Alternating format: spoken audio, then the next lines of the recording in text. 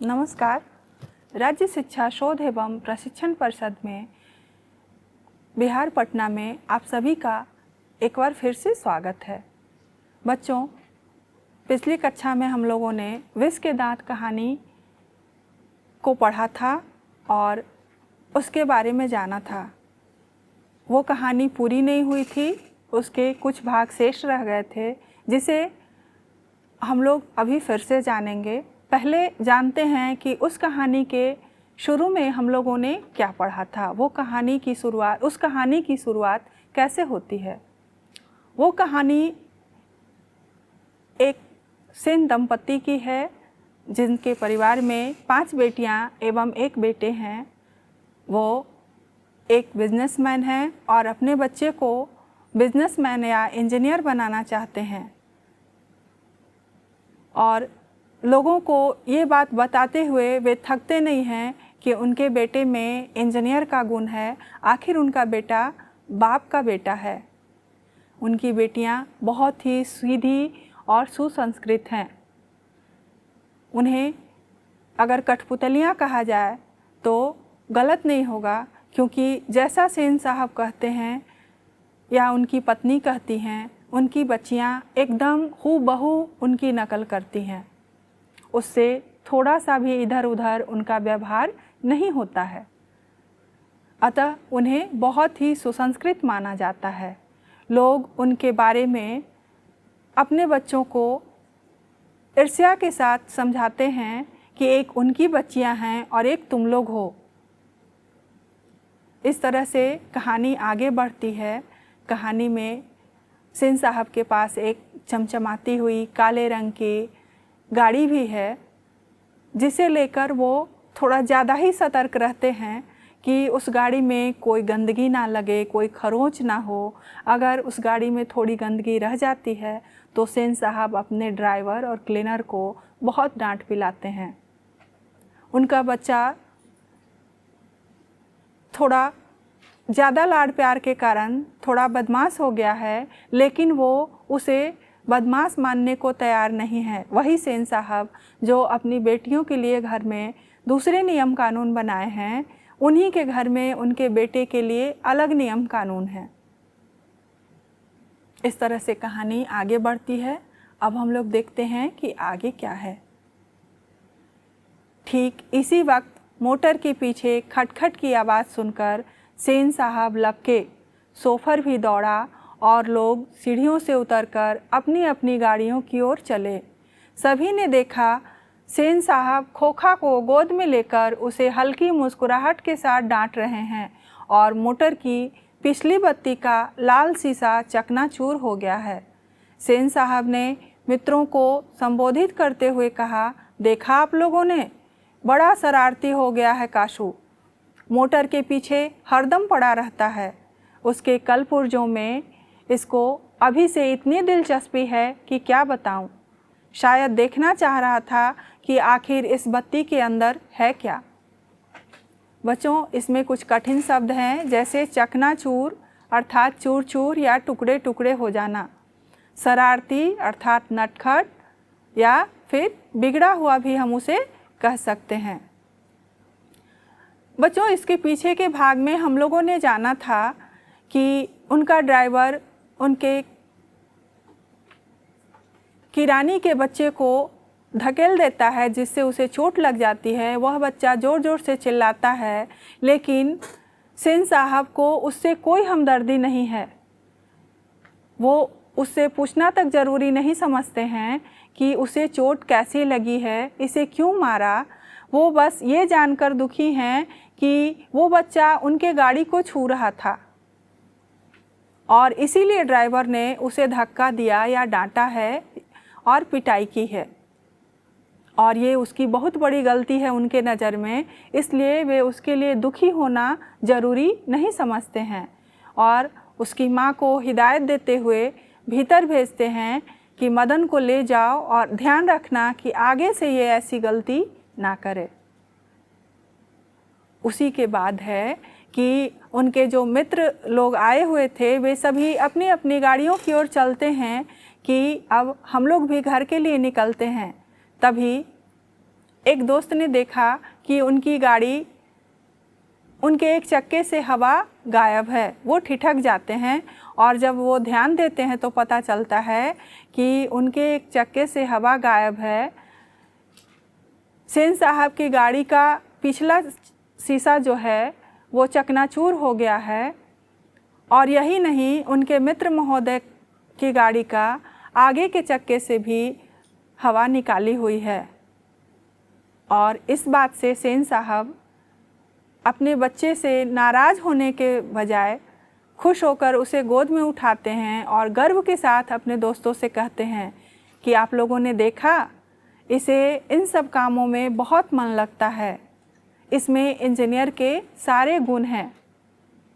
आगे देखते हैं हम लोग कहानी को। सेन साहब खोखा को ज़मीन पर रखकर अपने दोस्तों के साथ उनकी कार की ओर चले। उन्होंने अपने मित्रों की भाव भंगिमा देखी नहीं, देखते भी तो कुछ समझ पाते, इसमें शक ही था। मिस्टर सिंह अपनी कार के पास पहुँचे और सेन साहब को नमस्कार कर दरवाज़ा खोलने के लिए बढ़े और फिर रुक गए। उनकी निगाह अचानक ही अगले चक्के पर पड़ी। उन्होंने नज़दीक जाकर देखा और परेशानी की हालत में खड़े हो गए। टायर बिल्कुल बैठ गया था, शायद पंक्चर हो गया था। सेन साहब भी आगे बढ़ आए और कुछ झिझकते हुए बोले, कहीं ऐसा तो नहीं कि कासू ने हवा निकाल दी हो? ड्राइवर, ज़रा दूसरे चक्कों को भी देख लो और पंप ले आकर हवा भर दो। और हाँ, कुर्सियाँ लॉन में लगवा दो, तब तक हम यहाँ बैठते हैं। बच्चों, इसके कुछ कठिन शब्द हैं। भाव भंगिमा अर्थात हाव भाव, मन के भावों को व्यक्त करने वाली शारीरिक क्रिया, उसे ही हम भाव भंगिमा कहते हैं। और झिझकना अर्थात डरना। जब सेन साहब के मित्र ने देखा कि उनकी गाड़ी का टायर बैठा हुआ है, उससे हवा निकाल दी गई है, तब उन्हें थोड़ी झिझक हुई। वे थोड़े अंदर से शर्मा भी गए कि उनके बच्चे ने ऐसी गलती की है। और तब वो बोलते हैं कि बाकी चक्कों को भी देख लो, हो सकता है इसका हवा कासू ने ही निकाल दिया हो, और अगर ऐसा है तो उसमें पंप लाकर हवा भर दो और तब तक कुर्सियों को लॉन में लगा दो, हम लोग वहाँ बैठेंगे। उन्होंने इस क्रम में अपने दोस्तों के हाव भाव को नहीं देखा। जब वे अपने बेटे की बड़ाई कर रहे थे कि देखा कासू को, इसमें इंजीनियर बनने के सारे गुण हैं, तब उनके दोस्त व्यंग्यपूर्ण हंसी हंस रहे थे। शायद देखने के बाद भी सेन साहब को नहीं समझ में आता, क्योंकि वो अपने पुत्र मोह से उस समय ग्रसित थे। आगे की कहानी देखिए। ड्राइवर ने एक कार का चक्का लगाकर सूचना दी कि दूसरे ओर के पिछले चक्के की भी हवा निकाली हुई थी। काम तो कासू बाबू का ही मालूम पड़ता है, इधर ही खेल रहे थे, सोफर ने बताया और पंप लाने चला गया। मुखर्जी साहब की गाड़ी सकुशल थी और वह अपने और पत्रकार महोदय के परिवार के साथ चलते बने। सेन साहब और मिस्टर सिंह लॉन की कुर्सियों पर बैठकर बातें करते रहे। बातों के सिलसिले में ही सेन साहब ने बतलाया कि कासू ने इधर चक्कों से हवा निकालने की हिकमत जान ली थी और मौका मिलते ही शरारत कर गुजरता था। उनका अपना ख्याल था। उसकी इन हरकतों को देखकर तो यह साफ मालूम होता था कि इंजीनियरिंग में उसकी दिलचस्पी है। इसी तरह की दूसरी बेमतलब की बातें होती रही जब तक कि चक्कों में पंप नहीं हो गया और मिस्टर सिंह रुखसत नहीं हो गए। इसके कुछ कठिन शब्द हैं। हिकमत अर्थात कौशल या योग्यता, और रुखसत अर्थात विदाई। बच्चों, सेन साहब के ड्राइवर ने सिंह साहब का एक चक्का लगा दिया और उसके बाद वो बोलता है कि बाकी के चक्कों से भी हवा निकाल दी गई है। वो उन चक्कों में हवा लगा देता है और जब दोनों पास में बैठते हैं लॉन में कुर्सियों पर, तब फिर गर्व के साथ कहते हैं सेन साहब कि उनके बेटे में आजकल गाड़ी के हवा निकालने का तरीका पता चल गया है, इसलिए वह जब मौका मिलता है गाड़ियों से हवा निकालने लगता है। और उसकी इस हरकत को देखकर मुझे तो पक्का लगता है कि इंजीनियर के सारे गुण इसमें मौजूद हैं। और इसी तरह की फालतू बातें उन दोनों की आपस में तब तक होती रहीं, तब तक सेन साहब अपने बेटे की बड़ाई में लगे रहे, जब तक कि सिंह साहब की गाड़ी ठीक नहीं हो गई और वो वहाँ से विदा नहीं हो गए। आगे की कहानी देखते हैं। सेन साहब अंदर लौटे तो बेहरा को मदन के पिता गिरधर लाल को, जो उनकी फैक्ट्री में किरानी था और अहाते के एक कोने में आउट हाउस में रहता था, बुला लाने का हुक्म दिया। गिरधर लाल आया और सेन साहब के सामने सिर झुकाकर खड़ा हो गया, जैसे खून के जुर्म में कैदी जज के सामने खड़ा हो। सेन साहब ने ठंडी बेलौस आवाज़ में कहना शुरू किया, देखो गिरधर, मदन आजकल बहुत शौक हो गया है। मैं तुम्हारी और उसकी भलाई चाहता हूँ। गाड़ी को गंदा किया वह अलग, मना करने पर ड्राइवर को मारने दौड़ा और मेरे सामने भी डरने के बदले उसकी ओर झपटता रहा। ऐसे ही लड़के आगे चलकर गुंडे, चोर और डाकू बनते हैं। गिरधर लाल कभी कभी जी कह देता था। सेन साहब का भाषण जारी था। उसकी हालत क्या होती है तुम जानते ही हो। उसे संभालने की कोशिश करो, फिर ऐसी बात हुई तो अच्छा नहीं होगा, तुम जा सकते हो। इसके कुछ कठिन शब्द हैं। बेरा अर्थात खाना खिलाने वाला सेवक, बेलौस अर्थात निस्वार्थ, झपटना अर्थात वेगपूर्वक किसी की ओर बढ़ना। बच्चों, जब सेन साहब के दोस्त चले गए तब वो घर आकर अपने खाना खिलाने वाले को कहते हैं कि गिरधर लाल को बुला लाओ, जो उनके ऑफिस में एक किरानी का काम करता था। उनके दफ्तर में वो किरानी था और उन्हीं के अहाते में एक कोने में रहता था अपने परिवार के साथ। गिरधर लाल जब आता है तब वो उसे धीरे धीरे कहते हैं कि देखो ये चीज़ें अच्छी नहीं हैं, वो बदमाश होते जा रहा है और ऐसे ही बदमाशी करते करते बच्चे आगे चोर, गुंडा और मवाली बनते हैं। इस बात पर गिरधर लाल कुछ नहीं कहता है उन्हें, बस बीच बीच में वो जी कहते जाता है। और वो कहते हैं उसके आगे वो कहते हैं कि ऐसे बच्चों की हालत बाद में क्या होती है जब वो चोर और गुंडे बनते हैं, ये तो तुमसे कहने की ज़रूरत नहीं है, तुम जानते ही होगे। इसलिए ऐसी नौबत नहीं आनी चाहिए, उसे समझाओ और सिखाओ। इसके बाद उन्होंने उसे भेज दिया। इस बात से गिरधर लाल कहीं न कहीं आहत तो ज़रूर हुआ होगा कि उसके छोटे से बच्चे की बदमाशी को सेन साहब ने चोर, गुंडा और मवाली बनने के गुण से उपमित कर दिया। तो आइए देखते हैं उसके बाद क्या होता है कहानी में। उस रात गिरधर लाल के क्वार्टर से आते हुए मदन के चित्कार से सेनों का आरामदेह शयनागार गूंज गया। आराम में खलल पड़ने से कुछ झुंझलाकर पिता सेन ने धर्मपत्नी से बड़ी समझदारी की बात कही। गिरधर खुद समझदार आदमी है, उसकी बीवी ने ही लड़के को बिगाड़ दिया है। मदन की यही दवा है। मेरी तो तबीयत हुई थी कि कमबख्त की खाल उधेड़ दूं। गिरधर ने ऐसी ही कड़ाई जारी रखी तो शायद ठीक हो जाए। Spare the rod and spoil the child. बच्चों, इसके कुछ कठिन शब्द हैं जिन्हें हम लोग जानेंगे। Spare the rod and spoil the child, इसका मतलब होता है बच्चे को दुलार में बिगाड़ देना।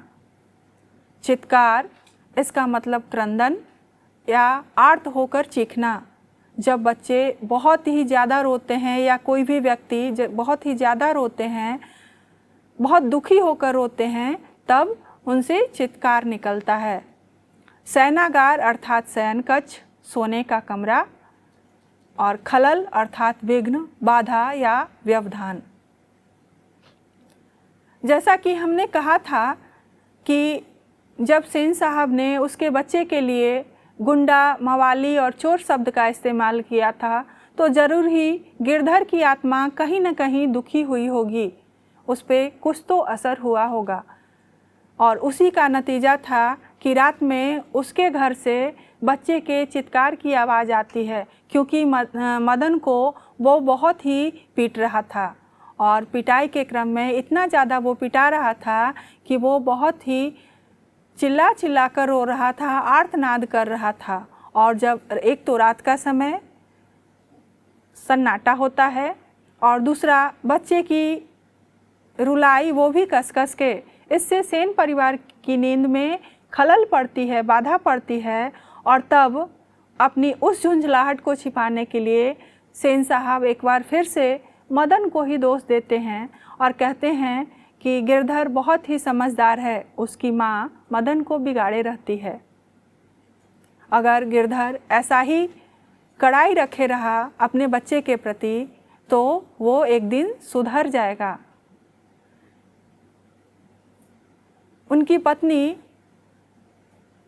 जो अपने पति के बातों से क्षुब्ध तो थी, लेकिन उन्होंने अपने पति का विरोध करना इस समय उचित नहीं समझा और अपने गुस्से को उन्होंने भी मदन पे ही निकाला और कहा कि हाँ, वो इसी के लायक है। इससे पता चलता है कि उनका बच्चा जिसने गाड़ी का शीशा तोड़ा, गाड़ी का टायर पंक्चर कर दिया है ना, गाड़ी के चक्कों से हवा निकाल दी, वो कोई दोषी नहीं है, उसका कोई दोष नहीं है। और एक दूसरा बच्चा जिसने गाड़ी को मात्र छू दिया था, उसका इतना बड़ा दोष है कि इतने कस की पिटाई होने के बाद भी वो इसी के लायक माना जा रहा है। और उसके इस कार्य को चोरी और गुंडागर्दी से भी जोड़ दिया गया है कि अगर ऐसा रहा तो वो आगे जाकर चोर बनेगा। देखते हैं आगे की कहानी। माता सेन की नींद उचट गई थी। उन्हें मदन की कातर चिल्लाहट से ज़्यादा अपने पति की बकबक पर खींच आ रही थी, लेकिन उन्होंने भी अपनी खींच मदन पर ही उतारी। कमबख्त कैसा कौए की तरह चिल्ला रहा है, भिखमंगा कहीं का, खोखा की बराबरी करता फिरता है। मदन का आर्तरुदन रुक गया था। खैरियत थी, उसकी सिसकियाँ सेनों के सेनागार तक नहीं पहुंच सकती थीं। यहाँ पर कातर शब्द का अर्थ है आर्त और खैरियत शब्द का अर्थ है कुशल क्षेम। जैसा कि हम अभी बता रहे थे कि माता सेन अर्थात सेन साहब की पत्नी की नींद भी खुल गई थी और उन्हें मदन की रुलाई से उतना गुस्सा नहीं आ रहा था जितना उन्हें अपने पति की बकबक से आ रहा था, लेकिन फिर भी उन्होंने अपने गुस्से को मदन पे ही निकाला और कहा कि वो इसी के लायक है, कितना कौए की तरह चिल्ला रहा है, मेरे बेटे की बराबरी करना चाहता है। दोनों की बातों से पता चलता है कि वे पुत्र मोह से इतने ग्रसित हैं कि उन्हें अपने पुत्र की गलतियां नहीं दिखाई देती हैं और दूसरे एक छोटे से बच्चे की गलतियां सहज ही दिखाई दे जाती हैं। जो बच्चा उनके बेटे के भी बराबर है और वो भी प्रेम और प्यार का हकदार है, उसे भी खेलने का अधिकार है, उसे भी कुछ गलतियां करने का अधिकार है, क्योंकि बच्चा है तो गलतियां करेगा ही। लेकिन चूँकि वो गरीब है इसलिए उसकी गलतियों को पिटाई के लायक समझा जाता है और वहीं अपने बच्चे को वो प्यार के लायक और क्रिएटिव वर्क के रूप में लेते हैं कि इसमें इंजीनियर के गुण हैं, इसलिए इसने इन बदमाशियों को किया है। आगे की कहानी देखते हैं। लेकिन दूसरे दिन तो बिल्कुल बेढब मामला हो गया। शाम के वक्त खेलता कूदता खोखा बंगले के अहाते की बगल वाली गली में जा निकला। वहाँ धूल में मदन पड़ोसियों के आवारा गर्द छोकरों के साथ लट्टू नचा रहा था। खोखा ने देखा तो उसकी तबीयत मचल गई। हंस कौओं की जमात में शामिल होने के लिए ललक गया, लेकिन आदत से लाचार उसने बड़े रोब के साथ मदन से कहा, हमको लट्टू दो, हम भी खेलेगा। दूसरे लड़कों को कोई खास उज्र नहीं थी, वे खोखा को अपनी जमात में ले लेने के फ़ायदों को नज़रअंदाज नहीं कर सकते थे। पर उनके अपमानित प्रताड़ित लीडर मदन को यह बात कब मंजूर हो सकती थी। उसने छूटते ही जवाब दिया, अबे भाग जा यहाँ से, बड़ा आया है लट्टू खेलने वाला, है भी लट्टू तेरे, जा अपने बाबा की मोटर पर बैठ। इसमें कठिन शब्द हैं बेढब अर्थात बेतरीका, और या अनगढ़, और उज्र अर्थात आपत्ति। बच्चों, उसके अगले दिन की बात है जब रात में मदन की पिटाई हुई थी। मदन इस बात से नाराज़ था, क्रोधित भी था, क्योंकि उसे ये इस बात की समझ थी कि आखिर उसकी गलती क्या थी। उसने गलती तो मात्र यही की थी कि सेन साहब की गाड़ी को उसने छू भर दिया था। वो बाहर गली में गली के आवारा बच्चों के साथ लट्टू नचा रहा था, खेल रहा था, और सेन साहब का बच्चा भी खेलते खेलते बाहर आ जाता है। उसका भी दिल उन लोगों को देखकर, उन बच्चों को देखकर उनके साथ खेलने के लिए मचल जाता है, और वो मदन से कहता है रोबदार आवाज़ में, क्योंकि उसे आदत है मदन से उसी तरह बात करने की।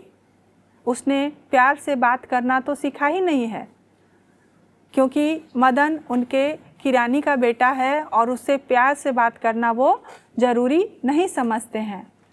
वो उनसे लट्टू मांगता है खेलने के लिए, लेकिन मदन जो उनके बात से गुस्साया हुआ था, कल की बात से क्रोधित था, उसने कासू को डांट कर भगा दिया और कहा कि जा, अबे जा, लट्टू देखा है तुमने, है भी तेरे, जा अपने बाप की मोटर पर बैठ। इसके आगे क्या होता है देखते हैं हम लोग। काशू 23 में आ गया। वह इसी उम्र में नौकरों पर, अपनी बहनों पर हाथ चला देता था, और क्या मजाल कि उसे कोई कुछ कर दे। उसने आओ देखा न ताओ मदन को एक घूंसा रसीद कर दिया। मजाल बच्चों, इसमें कुछ कठिन शब्द हैं, जैसे मजाल अर्थात ताकत, हिम्मत, साहस, और रसीद अर्थात लगा देना, जड़ देना। जब मदन ने कासू को ये बोल दिया कि अबे जा अपने बाप की गाड़ी पर बैठ, तब कासू तैस में आ गया, गुस्सा में आ गया, और उसने मदन को एक घूंसा मार दिया, क्योंकि इसी उम्र में वह नौकरों पर या अपनी बहनों पर हाथ उठाने का आदी हो चुका था, और किसी की ये मजाल भी नहीं थी कि जब वो ये काम कर रहा है, अपने नौकर को मार दिया, अपनी बहनों को मार रहा है, या कोई भी गलत काम कर रहा है, तो कोई उसे कुछ कह दे। इसी आदत से मजबूर कासू ने मदन को एक घूंसा कस के मारा। आगे की कहानी देखते हैं। चोर, गुंडा, डाकू होने वाला मदन भी कब मानने वाला था। वह झट कासू पर टूट पड़ा। दूसरे लड़के जरा हटकर इस द्वंद्व युद्ध का मज़ा लेने लगे, लेकिन यह लड़ाई हड्डी और मांस की, बंगले के पिल्ले और गली के कुत्ते की लड़ाई थी। अहाते में यही लड़ाई हुई रहती तो कासू शेर हो जाता। वहाँ से तो 1 मिनट बाद ही वह रोता हुआ जान लेकर भाग निकला। महल और झोपड़ी वालों की लड़ाई में अक्सर महल वाले ही जीतते हैं, पर उसी हालत में जब दूसरे झोपड़ी वाले उनकी मदद अपने ही खिलाफ करते हैं। लेकिन बच्चों को इतनी अक्ल कहाँ। उन्होंने न तो अपने दुर्दमनीय लीडर की मदद की, न अपने माता पिता के मालिक के लाडले की ही। हाँ, लड़ाई खत्म हो जाने पर तुरंत ही सहमते हुए तितर बितर हो गए। इसके कुछ कठिन शब्द हैं। अक्ल अर्थात बुद्धि, दुर्दमनीय अर्थात मुश्किल से जिसका दमन किया जा सके, और खिलाफ अर्थात विरोध। बच्चों, जिस मदन को चोर, गुंडा और डाकू की उपाधि से विभूषित किया गया था, वो कब मानने वाला था। वो तो खुद ही दुर्दमनीय था। उसे संभालना बहुत ही मुश्किल हो जाता था। वह भी कासू पर झपट पड़ा और उसे मारने लगा। इस लड़ाई को लेखक ने हड्डी और मांस की लड़ाई, बंगले के पिल्ले और गली के कुत्ते की लड़ाई की संज्ञा दी है। हड्डी और मांस अर्थात एक बहुत ही कमज़ोर और एक बहुत ही मजबूत, और दूसरा बंगले के पिल्ले अर्थात सुकुवार कुत्ता। बंगला का पिल्ला जो होता है बहुत ही नाजुक होता है, क्योंकि उसे गरीब घर के किसी बच्चे से बहुत ही ज़्यादा लालन पालन मिलता है। एक गरीब घर के बच्चे को जहाँ खाने के लिए भी नहीं मिलता है, वहीं उनके पिल्ले को सोने के लिए गद्दा और पंखे की हवा भी मिलती है। इसीलिए मदन और कासू की लड़ाई को बंगले के पिल्ले और गली के कुत्ते की संज्ञा दी गई है, क्योंकि गली का कुत्ता बहुत ही झगड़ालू होता है। बंगले का पिल्ला उसका सामना नहीं कर सकता है। यही लड़ाई अगर उनके अहाते में हुई होती तो वहाँ पे उनके कासू के माता पिता होते, उसके अपने और लोग होते, तो वो वहाँ शेर होता।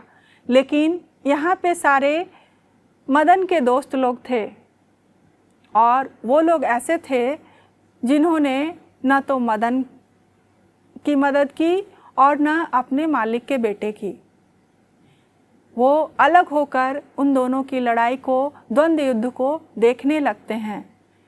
लेकिन कासू उतना मजबूत नहीं था, वो तुरंत ही रोकर गली घर के अंदर भाग आता है।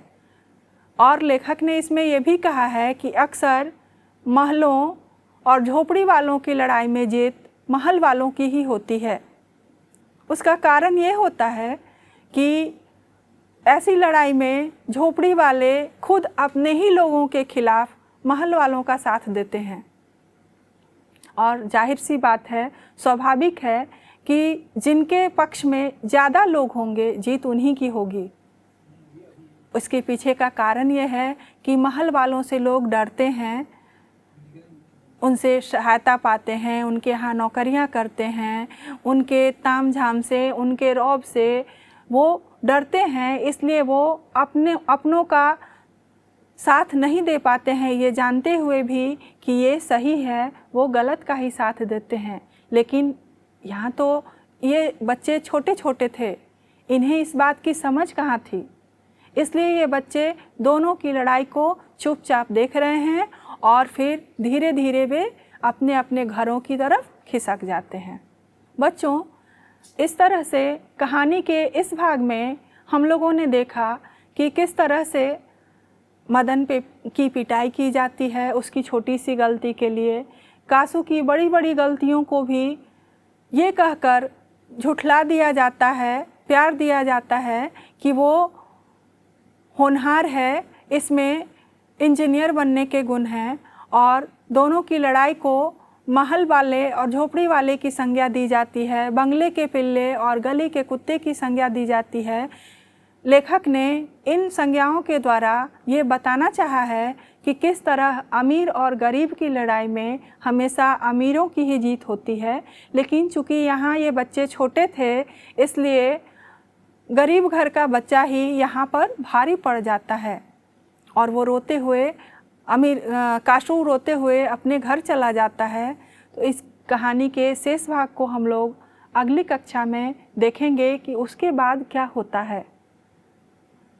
तब तक आप लोग भी इस कहानी को एक बार फिर से पढ़िएगा और समझने की कोशिश करिएगा कि आखिर लेखक ने इस कहानी में कहना क्या चाहा है। अगली कक्षा में इसके शेष भाग के साथ हम फिर से उपस्थित होंगे आप लोगों के सामने। तब तक के लिए धन्यवाद।